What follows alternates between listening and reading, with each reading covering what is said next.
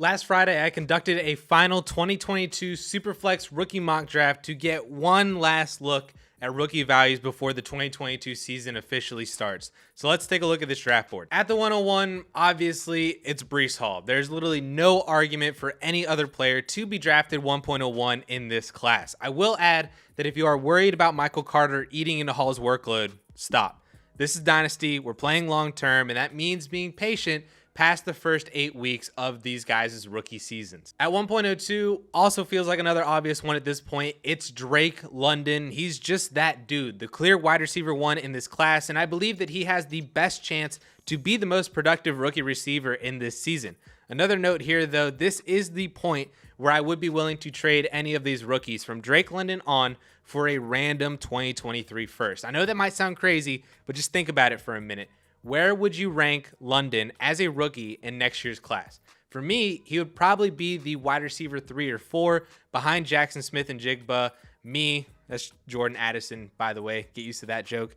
And possibly Kayshon Boutte as well. Not to mention in Superflex leagues, having a couple of quarterbacks ahead of him. And then, of course, the running backs headlined by Bijan Robinson. Then maybe even 1 or 2 more running backs ahead of Drake London. And then all of a sudden, London is a late first-round pick, if not closer to the second round in the 2023 class. So the probability that you're getting a similar caliber player or a better player than London with a random 2023 first is pretty high, and I would be willing to make that bet. That process just keeps getting stronger and stronger the farther down the 2022 draft board we go, and we get to the guys like Jameson Williams and Chris Olave and James Cook and all those other guys. I strongly want to move those players for 2023 firsts now if I still can. All right. 1.03, this is basically where I think rookie drafts actually start. And in this mock, it was Garrett Wilson, who I feel like has had a relatively quiet preseason and training camp.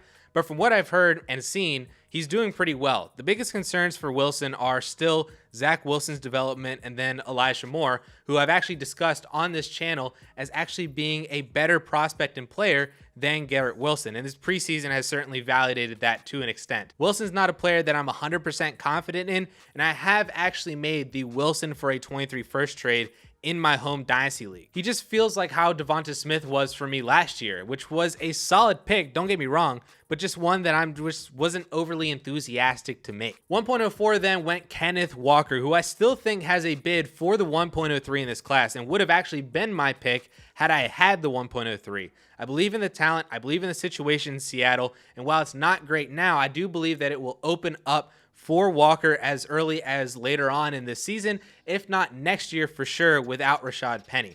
I think if he turns into Josh Jacobs, you would be more than okay with that outcome in this class, especially since a lot of the receivers feel generally the same with not too high of ceilings. So getting a solid RB2 for your lineup is definitely not the worst thing that you can do right here. The next 5 picks went Treylon Burks, Jameson Williams, Kenny Pickett, Chris Olave, and Sky Moore. It's the usual wide receiver run that we see in the middle of the first all summer long, glued together by the only quarterback still worth a first-round pick in this class. This is actually the order that I would take these wide receivers in as well, and it might be a hot take now, but I still believe in Burks as a talent and the opportunity that he can have as the wide receiver 1 in Tennessee. Remember, it took A.J. Brown 10 weeks before he played over 70% of snaps in his rookie season, so it's not weird at all to see a rookie receiver be eased into playing time and volume, especially on this Tennessee Titans team. As for Jameson Williams, I can't really say much about him right now. I mean, y'all knew what you were getting into for 2022. Then as for Olave and Sky Moore, they haven't done anything negative to push them down or positive enough to move them up yet.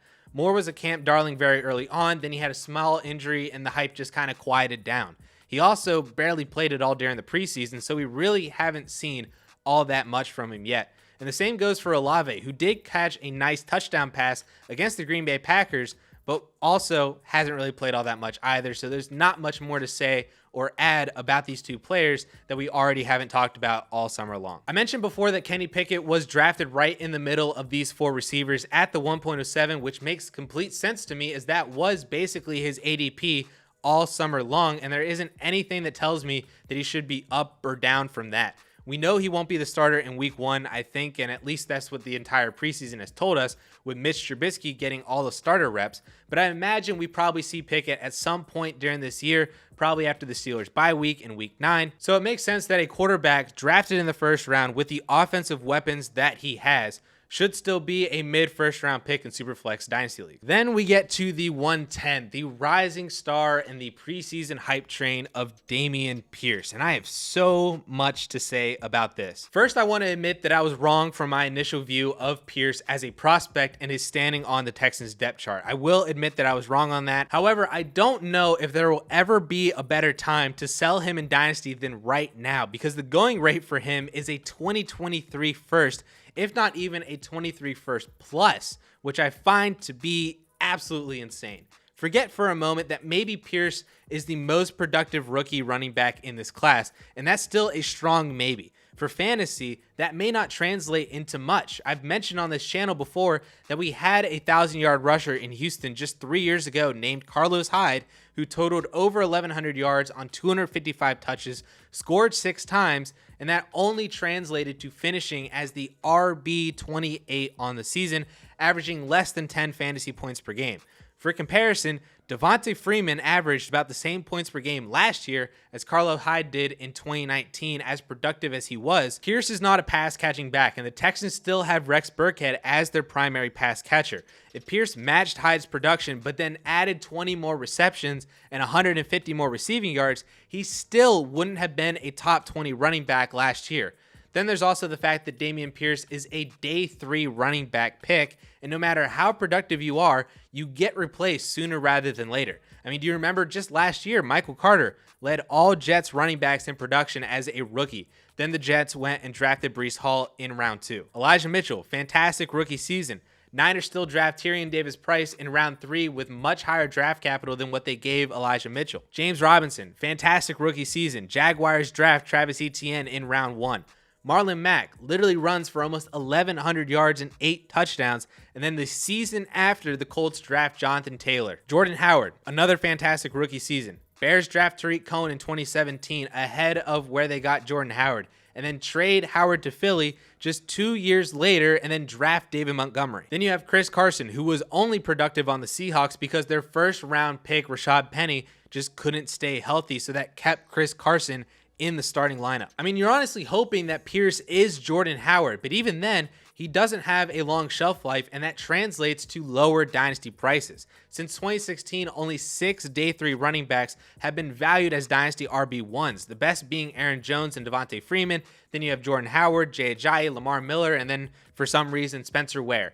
Outside of Freeman, though, no one else spent more than 15 months valued as the RB1. Lamar Miller only spent 15 months as an RB1 back in the dead years of the position before the 2017 class revitalized it, and only after he joined Houston later in his career after his rookie stint in Miami. Aaron Jones, surprisingly, has only been an RB1 for 12 months, mainly through the end of 2019 into 2020, up until the Packers drafted A.J. Dillon in the second round. Then his ADP plummeted. Sure, there are a lot more examples of guys valued as dynasty RB2s, but that's mainly my point, that Dameon Pierce isn't going to be valued as a dynasty RB1, and if he's at best a top 20 dynasty running back, wouldn't you be okay moving him for a 2023 first? I mean, I don't understand the process behind sending a first in one of the strongest classes over the last decade for a 4th round running back on the Houston Texans, all because he's the starter right now. Even if he does produce well, the community is still going to label him as a risky asset because of his draft capital, because of the number of picks the Texans have in the 2023 draft, and the number of more talented backs in next year's class too. Then say he even survives 2023, we're going to do the same thing in 2024. Look what Tyrion Davis-Price has done to Elijah Mitchell's value, and I think we can all agree that Mitchell is so much more of a better running back, but because Tyrion Davis-Price got 3rd round day 2 draft capital, we care about that and we hurt Elijah Mitchell's dynasty value.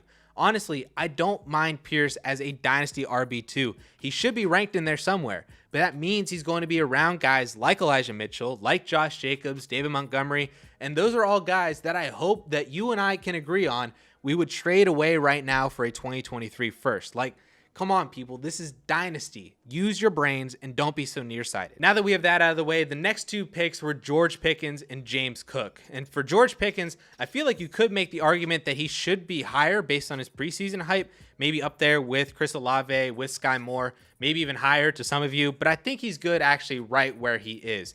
And then I actually had the 112 in this mock, so I took James Cook over Jahan Dotson and Christian Watson. And my main argument for James Cook can be found in this video that hopefully I put a card up here for. So if you're interested in that, check it out. Then taking a look at the second round, and we see the usual players in the pretty usual order that we've already seen them in all summer long.